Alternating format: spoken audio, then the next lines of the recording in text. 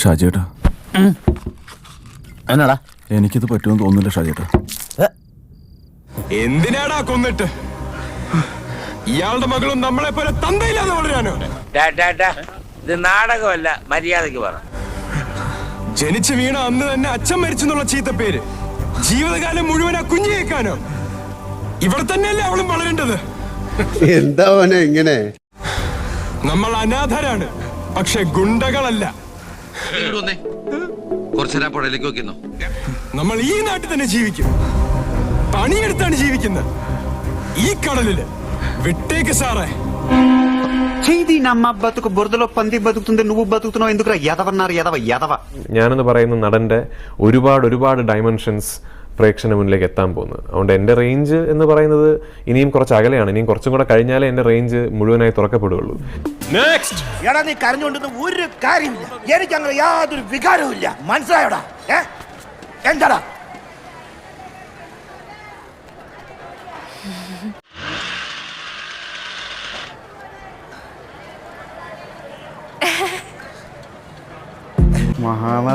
Method acting നീ കാണാൻ പോണേല്ലോ.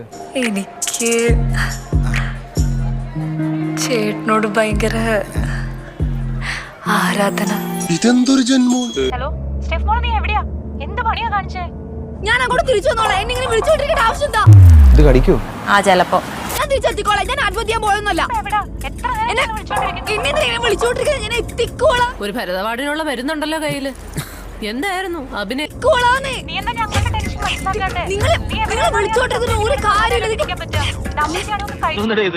ഇതിന് വട്ടുണ്ടോ? ഞാൻ വന്നോളാം. നിങ്ങൾ എന്തിനാ ടെൻഷൻ അടിക്കുന്നേ?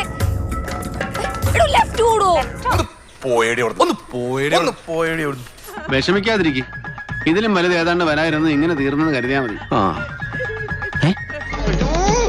എന്തൊരു ഞാൻ പറഞ്ഞ പ്രത്യേക നീ എന്തിങ്ങനെ ഇതെന്താ ഇങ്ങനെ?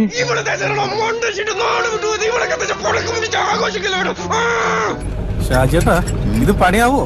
എന്റെ അമ്മാച്ചന്റെ തേങ്ങ വീണപ്പോഴും ആദ്യം ഇതുപോലെ ആയിരുന്നു. ഇവളെ ചെയ്യണമെന്നറിയോ? ഇവള് പോലീസിനെ വിളിക്കുന്ന മുമ്പ് നമുക്ക് പോലീസിനെ വിളിക്കാം.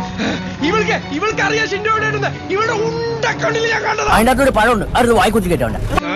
നമ്മളൊക്കെ പ്രശ്നമുള്ളൂ. പോലീസ് അറിയിക്കുമ്പോ മാണി പോലെ പറയും. എന്നാലും ഇങ്ങനെയുള്ള പെണ്ണുങ്ങൾ എന്തൊരു എന്തോ കാണിക്കുന്നേ? നീ എന്താടാ രാവിലെ പറഞ്ഞേ? നീയും ഇവളും സെറ്റ് ആവില്ലെന്ന്. ഇവള് നിന്നെ കണ്ടോ ഇവള് വയലന്റ് ആവുന്നല്ലേ? ഇത് കുറച്ച് ഓവറല്ലേ? ഒയ്യോ, കുറച്ച് ഓവറായില്ല. ആൾക്കാരെ ശ്രദ്ധിക്കൂ. നീ ഒന്നും പറയണ്ട, എനിക്ക് മനസ്സിലായി. നിങ്ങൾ രണ്ടുപേരും ഡിങ്കോൾഫി എന്റെ ചേട്ടൻ പൊക്കിയപ്പോ നിങ്ങൾ രണ്ടുപേരും എന്റെ ചേട്ടനെ കൊന്ന് കുഴിച്ചു മൂടി. എന്താടാ ഈ കാട്ടി വെച്ചിരിക്കണേ? ഈ അഭിനയ പ്രതിഭയെ നുളയിലെ മുള്ളിക്കളയരുത്, മുളയിലെ നുള്ളിക്കളയരുത്. ഇനി ഞാനിവിടെ നിന്ന് ഡയലോഗ് പറഞ്ഞ കരഞ്ഞു പോകും. ഉസ്മാനെ രക്ഷപ്പെട്ടോ.